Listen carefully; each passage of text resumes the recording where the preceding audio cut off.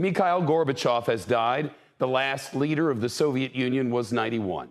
It was under his leadership that the Cold War ended, the Berlin Wall fell, and the once mighty communist empire collapsed. America's fearsome rival ceased to exist. Russian state media report the former leader died today after an unspecified long and grave illness. NBC's Keir Simmons reports on Gorbachev's life and legacy.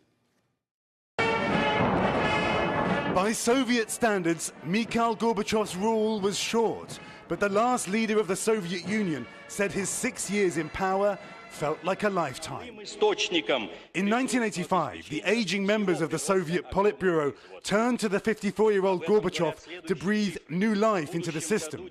Little did they know the dark-suited bureaucrat with the distinctive birthmark would not only change the Communist Party, but the world. Let's end the Cold War, let's end the nuclear confrontation, let's abolish nuclear weapons. That was revolutionary. Gorbachev made friends with the Soviet Union's former enemies, none more so than the US President Ronald Reagan. They negotiated a breakthrough nuclear missile treaty and formed a strong bond. That same year, Gorbachev sat down with NBC's Tom Brokaw, a TV first, and Americans were amazed by this open, reassuring Soviet leader and charmed by Raisa, the first Soviet First Lady they'd ever seen.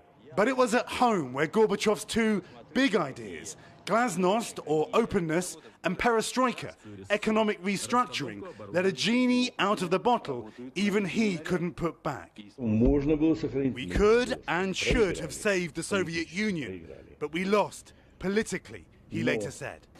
Soviets got more freedom, but nothing to buy.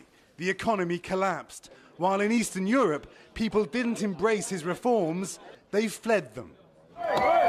But in perhaps his most iconic act, Gorbachev let the Berlin Wall fall, and a year later was awarded the Nobel Peace Prize. But back in Moscow, his own colleagues plotted and failed to overthrow him in a 3-day coup. When Gorbachev returned from house arrest in the Crimea, he landed in a different world. Russian President Boris Yeltsin was now firmly in charge. Within months, Gorbachev resigned, and the Soviet Union was no more. Years later, he said his main concern was to avoid bloodshed. There could have been civil war in a country saturated with nuclear weapons, he said. He went on to become an international celebrity, making ads for Pizza Hut and Louis Vuitton to fund his foundation. In Russia, few paid attention to his calls for more democracy. He's a hero to many. The majority of the world, he's a hero. To a minority, he's a villain.